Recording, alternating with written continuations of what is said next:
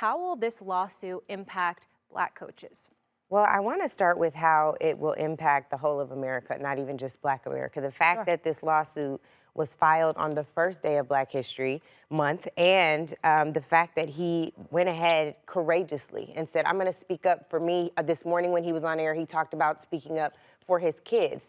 This was a courageous lawsuit where he calls on the ancestors in point one of the complaint. He talks about Martin Luther King. There's a quote from Martin Luther King at the beginning. Harriet Tubman, Rosa Parks, Frederick Douglass, Jackie Robinson, and Mamie Till. And we all know the historic nature of this year for Jackie Robinson. The fact that the NFL is struggling to integrate everywhere else besides on stages during the halftime show.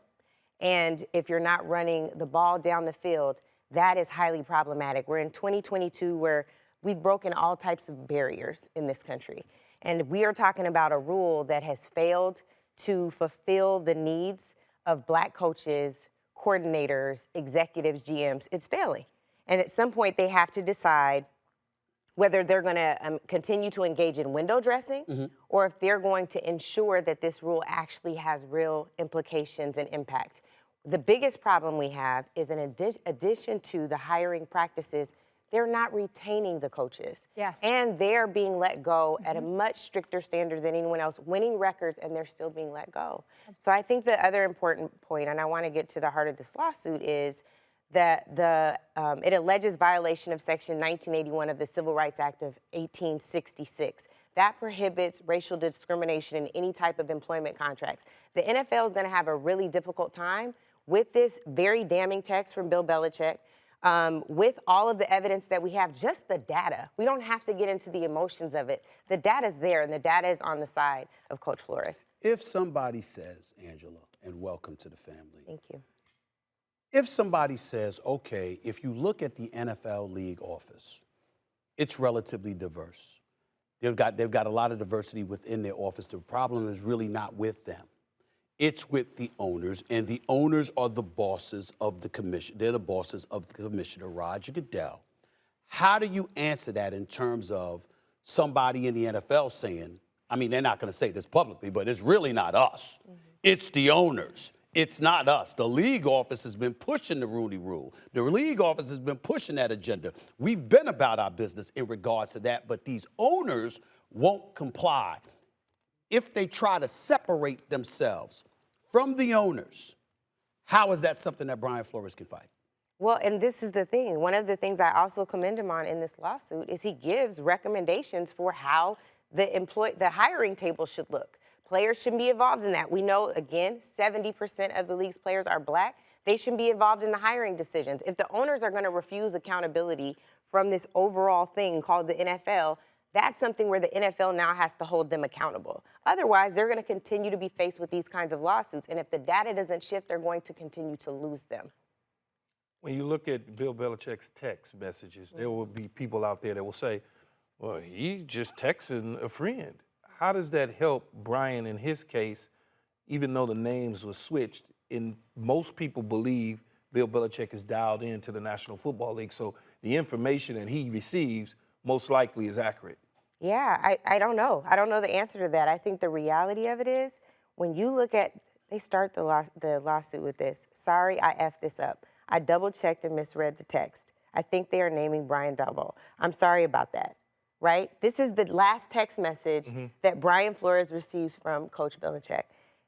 This is all the evidence he really needs to prove this because his interview was 3 days after this text message was received. So we don't have to interpret anything. It's in black and white. I think the other thing, Stephen A., going back to your point regarding the hiring practices, when you look at, he literally has like a Facebook of general managers, of the owners, of coaches in the NFL, and it's Snow White. It's inexcusable. He has that pictures of everyone in this lawsuit.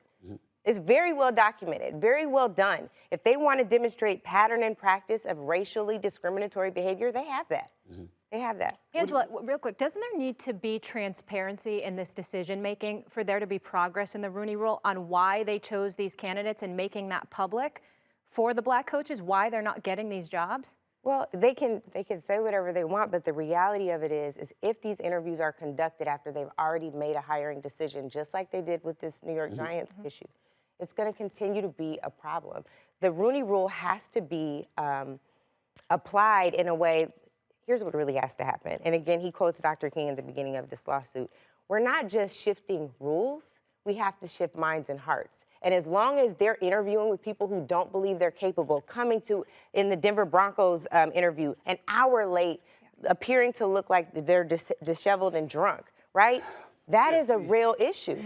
But explain to me how that's a real issue, because Yeah. I was out late last night. My alarm clock didn't work. I came. I had some drinks with some friends. You're not, Like, how do you you're not prove- respecting the interview. No, we just But how- talking, no, we just no, talking about plausible yeah, how- deniability, got what it. somebody could throw How out you there gonna- in that regard in the Denver How Broncos. you gonna go against that? Because I'm sure John Elway and his brass is saying, we was out to dinner, we had some drinks. We showed up to the interview. Yeah, sure. We showed up they to the showed up to the interview. interview. And you know what? I wasn't there, Keyshawn. But here's what I know.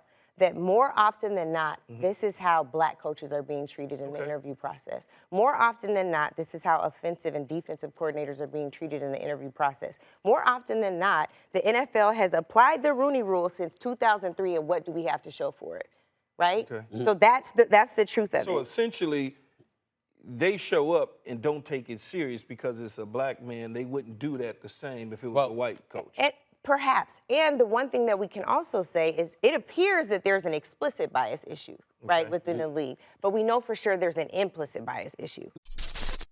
Thanks for watching ESPN on YouTube. For live streaming, sports, and premium content, subscribe to ESPN+.